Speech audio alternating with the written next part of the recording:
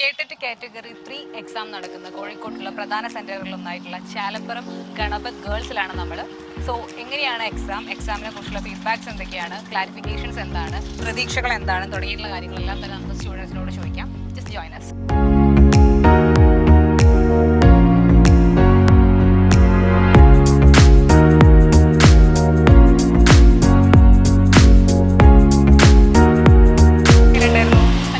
കുഴപ്പമില്ലായിരുന്നു. ടഫ് ഏതായിരുന്നു category?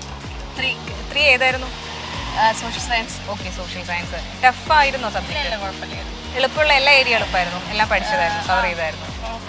Out of syllabus questions എന്തെങ്കിലും വന്നിരുന്നോ? ഇല്ല. ഓക്കെ. ഇത് ഫസ്റ്റ് കേട്ടറ്റാണോ? അല്ലല്ല, കഴിഞ്ഞ കേട്ടറ്റിനെ അപേക്ഷിച്ച് എങ്ങനെയുണ്ടായിരുന്നു?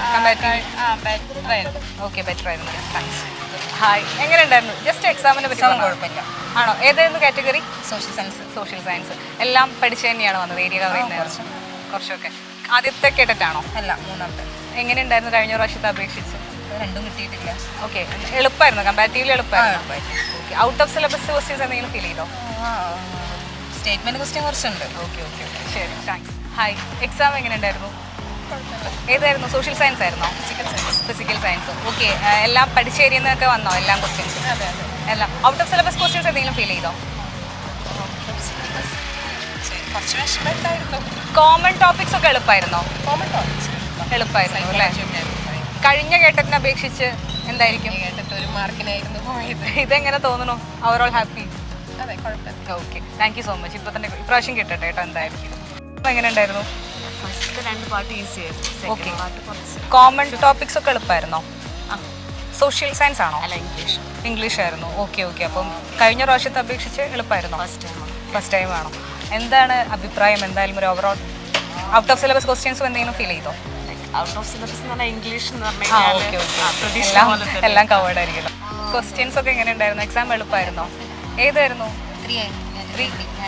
Natural science. ഓക്കെ, കഴിഞ്ഞ കേട്ടറ്റിനെ അപേക്ഷിച്ച് ഇപ്രാവശ്യം എങ്ങനെയുണ്ട്? എളുപ്പമായിരുന്നു. കഴിഞ്ഞ പ്രാവശ്യം എഴുതിയിരുന്നോ?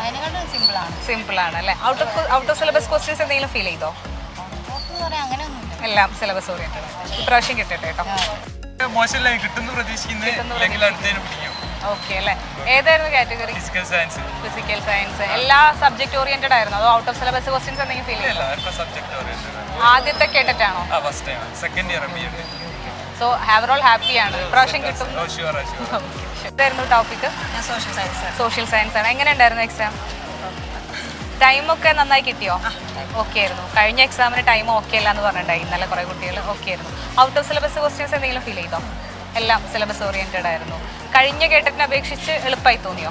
ഫസ്റ്റ് ടൈം ആണോ? ഫസ്റ്റ് ടൈം ആണ്. ഓക്കെ. എന്തായാലും കിട്ടട്ടെ കേട്ടോ. ഹായ്, എക്സാം എങ്ങനെ ഉണ്ടായിരുന്നു? ഏതായിരുന്നു topic? Physical science.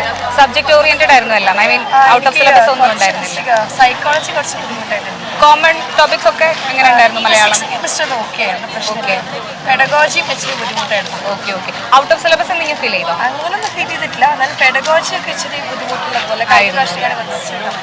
First time അല്ല, സെക്കൻഡ് ടൈമാണ്. കഴിഞ്ഞ പ്രാവശ്യത്തെ അപേക്ഷിച്ച് എങ്ങനെ ഉണ്ടായിരുന്നു? കുറച്ച് ടഫായിരുന്നു. ഇപ്രാവശ്യം കിട്ടട്ടെ കേട്ടോ. കുഴപ്പമില്ല. ഏതായിരുന്നു? ഞാൻ കാറ്റഗറി 3 ആണ്. കാറ്റഗറി ഏത് subject? Hindi. Okay. So subject oriented ആയിരുന്നു എല്ലാം? ഔട്ട് ഓഫ് സിലബസ് എന്തെങ്കിലും ഫീൽ ചെയ്തോ? സബ്ജക്ട് ഓറിയന്റഡ് ആയിരുന്നു. ഒക്കെ സബ്ജക്ട് ഓറിയന്റഡ് ആയിരുന്നു. ഫസ്റ്റ് ടൈം ഇൻ കേട്ടറ്റാണോ? അല്ല, ഞാൻ സെക്കൻഡ് ടൈമാണ്. ഓക്കെ. കഴിഞ്ഞ പ്രാവശ്യത്തെ അപേക്ഷിച്ച് എങ്ങനെ ഉണ്ടായിരുന്നു?